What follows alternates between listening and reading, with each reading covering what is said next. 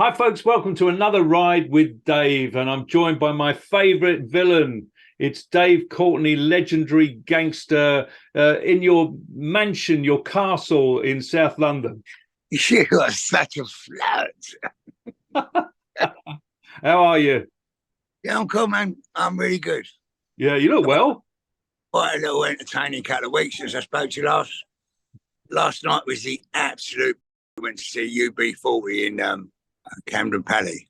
Right. Any good? Yeah, it was fantastic. Of course, we had the posh seats.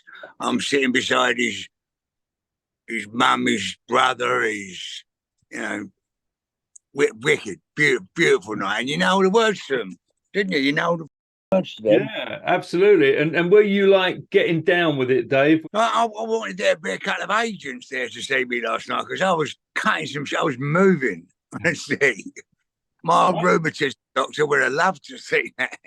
I love your moves. I've seen you move before with various women that you've moved around with, you know. Tell us a bit more about the Knuckleduster thing, because it kind of, it ended. I was down at the court and everything. And so what happened to Brendan in the end? What happened in the very end after their shenanigans is he ended up with caution, £180 fine or something. But what they did at the very first court case, if you remember, because there was 8 different articles and they didn't want to do 8 sets of paperwork, they said, they put it all down to one article of possession. Right? So that means he can only get 151 months for that one duster. So when he went guilty and they went to the magistrates, they went, we want to go to Crown for sentencing. And he said, why? It's not big enough. And he went, no, we now want to separate them all again because he's gone guilty for all 8. That's a year each. Cool. So that's that legal battle. And I was thinking, how slippery are they? They are slippery. In the end, he got away with £150 fine and caution thing. So he didn't have to do community service? No, he didn't have to. He would refuse to do that. Yeah, yeah. So he's a bit of a hero, isn't he, Brendan? I don't want to talk about it. So that's not guilty number whatever it is. I forgot. Yeah, yeah. So now, all right, let's see if I got this info right. Did you just have a holiday? Yeah, I just come back from Malta with my mum and my sister. Right. And my mum just turned into, because she had her 2 babies abroad, mum, like wrapped us up, almost like old hands crossing the road. They sleep in the same hotel. We're like, be quiet in there, go sleep. Do you want me to come in now? Elbows off the table, no swearing, Dave. Look at licking the core of the Yankee and going, oh, mum, she's just beautiful. My sister is the one that cares for her daily. You know what I mean? Without a photo on a Facebook site. I'll tell you what, Dave, I don't want to talk about. I've known you for a very, very long time. Yeah. But I don't know much about your early life. What was it like growing up in South London? Tell us what it was like. Well, I was only about a foot long. I was pink like that. Shit a lot. Well, listen, my early life's blinding, as we all know. Each generation that we leave behind is a generation that's lost something because something new's invented. They've lost something. And in the 40 odd years that it took me from being a man to boy to man, way that everything is run is to water down real men. It's to water down men's power of thinking, men's power of numbers. But man, you just get a watered down man now, don't you? Yeah. In them, it was action packed just playing out as a kid. You had fucking bomb sites. God. You know what I mean? It was fantastic. And I think the whole country was still in that army mode. And it carried through into the criminal world, into the British worker world, Were you like a bit of a villain, like as a kid? So I was more of a giggle man. I was more of a joke, having a laugh, making everyone, I had the arsehole to get in here and do it, but I didn't think it was villainy and criminal. It was just funny. It was exciting. I was star of the show. I'll get in, I'll climb up, I'll nick it, I'll bash it. So it's just showing off, really. It's what Mum said to me when I was a kid. She went, you and showing off. She said, what bad mix, you're going to lose wives, jobs, friends, houses, all down to showing off, and how fucking right she was. Tell us about your mum, Dave. Tell us about her. What does she mean to you, and what's she like? You'd actually think she was quite posh because she's Irish. She's got a little tinge of Irish there. But she's prim, proper, and she's 93 or something. Right, and still wobbles about, won't let me get up to make my own sandwiches, cut some crusts off. What can I say about my mum? We'll jump on a plane and when me and my sister booked a holiday for tomorrow, come on. Yeah, I'll do that. Oh, You know, brilliant. just her own teeth. She could bite me if she wanted to. She could actually bite me.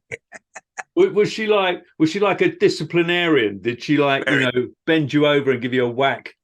It was my mum and dad were Cub and Scout leaders at the 3rd Forest Hill. So they was like very action-packed, camping, rambling, canoeing, caving, all the things I didn't want to do, but they wouldn't have a babysitter, so I had to do it. Right? And made me stand Cubs till I was about I felt like 50. But what was funny is my mum used to have all the badges under her bed in a tin. So when you get things, and I just used to get bored, go upstairs to her bedroom, sew more on my fucking Cubs badge. I ended up with I passed so many badges that I had to put another arm on the fucking jumper. I can't see you in a Cub uniform, Have you still got it? No, I've still got the flag. Get the flag. So I used to have to do a church parade in the middle of the road with the flag and all that. And in the daytime, I'm thinking I'm a little bit of a lad, you know what I mean? Yeah. 40 in your bits and pieces. Morning, I'm walking up the middle of the high street with flags and banging drums and so forth. Done some jumble sales though. Yeah. Oh, I have done some jumble sales. Do love a jumble. What was like the first time that you thought, actually, I have committed a criminal act, I've stolen something, or did you remember that moment? Yeah, I remembered when it was something I'd done wrong. And I knew there was going to be big things over it, and I was going to get a whack for something when my old man come home. So I said to my mate who lived 2 doors down, I'm running away from home. I said, you've got to come with me. He went, where do you want to go? I said, I can't be home when my old man comes home because I'm going to get battered. So I'm going to go in there and try and find some money. And do you remember, you used to put money in a television, turn it on 50 pences, yeah? Yeah. I emptied that. I emptied the little wooden box that you had borrowed telephone. So if anyone ever borrowed your phone, you put 10 pence in, didn't you? In the box, in the money. Took that, made a run for it, got to the Forest Hill railway station, tipped it all in the thing, went, can I have 2 one-way tickets as far as that take us? He rang the old bill, brought us back to the old man, and then was the very first time I realised what I'd done was wrong. It was criminal. There's going to be reprisals. There's embarrassments for the rest of your life of it. They've got stories to tell of what an horrible little bastard you were, thieving off your own family. I think that. So it's not as exciting as, robbing a bank. But that was my first realisation of what no one else does that. Yeah. I won't actually, I've never robbed off my family or done anything like that before. It really was the running away for home thing was mine. But in that act, I've ended up robbing my mum and dad. Yeah. Was your dad hard on you? He's a solid old man, yeah. No, he weren't hard on me. Mum was scary. Yeah. My mum was frightening, yeah. I do remember thinking this. I know it's an horrible thing to think about your mum. I was about 15 sitting at the dinner table and, you're getting told off for your mum or something. And it come through my head, I went, if we had a punch up now, me and my mum, and then I'm looking at her, and I went, she would win it. It ruined my whole fucking week. I thought, I can still get beat up by my mum. She was Now, I don't know, we touched on this before one time that you started all that in your house, didn't you? You had the fights, actually like with hay bales in the house. The first big BKB fight for England versus the Americans was in my back garden. It was in my yard. Yeah. What was that like? Yeah, I'm very proud of that. I am very, very proud of that. I mean, there was a lot of BKB bare knuckle boxing going on before I even went to go and watch it. Normally in the traveller sites and all that, but yeah, when it started to go commercial, I was a pioneer in that, and I'm very proud of that little one. Did you get shut down in your house from doing it? Yeah, I did. Yeah. Now I was. It was such a success, the first one. We booked up to do the next one. So the day before it's done, we've got all the hay delivered. We've got it all looking the absolute nuts. You know, the absolute nuts.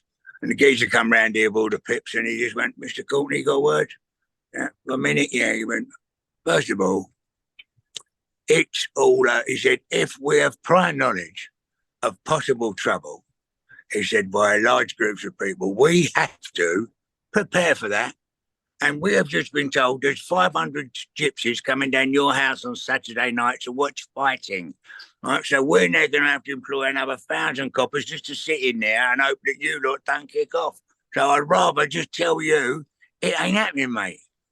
I said, "All right, cool." Right? He said, "I don't mind your city put up, but that ain't happening." And I went, "Okay, do you want to have a look?" He went, "I'd love to have a look. I ain't even doing this to get the bloke in trouble. This is the truth." He come down into it, he just looked round it, and he was like a naughty boy in a good boy's uniform, right? And he just looked at it, and he went, "Oh, wow." He went, "You don't know how much I'd like to come here, Mr. Courtney. You don't know." Your house, the castle is astonishing, isn't it? Whose idea was it, presumably yours, to do that whole mural on the wall? I mean, with the 70-foot picture of me on the outside of the house. Yeah. My idea. Yeah.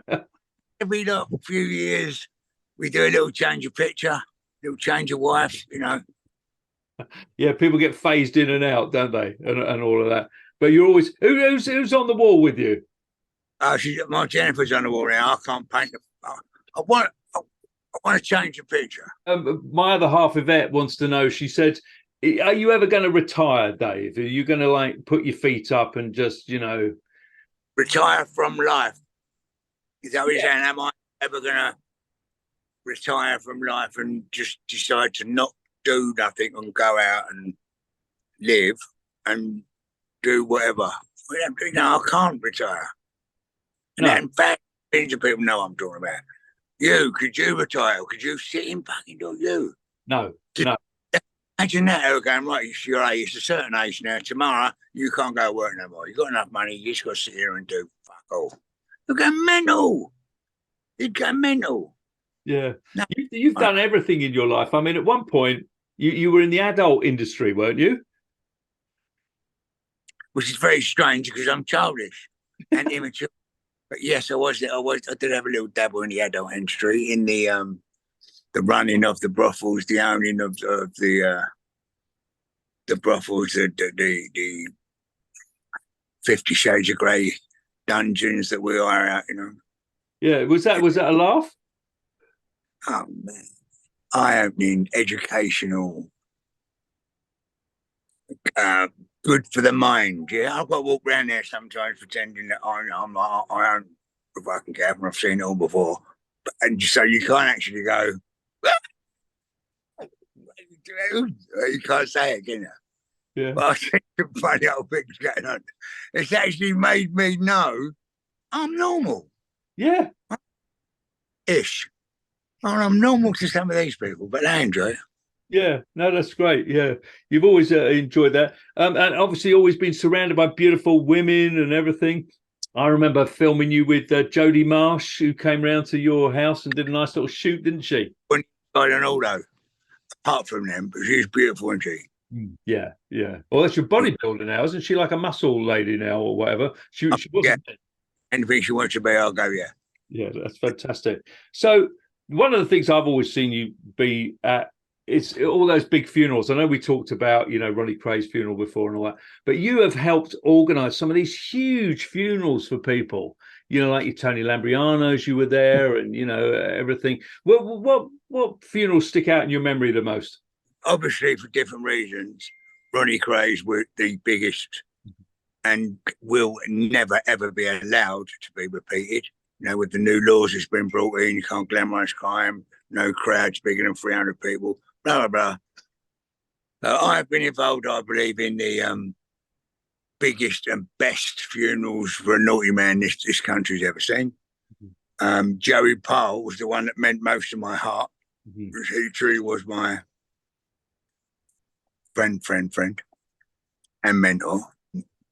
I'm godparent to young Joe's children. You know, it's a big one for me, that was. But they're never going to happen no more. Do you know what's made me want to do? That's just the truth, but now it sounds stupid, and everyone's going, "Oh, imagine what funeral you're going to have you do." No, I've told you this before, haven't I? Yeah, you said you want a big one, though, don't you? Listen, I always thought it would go in tradition with whatever.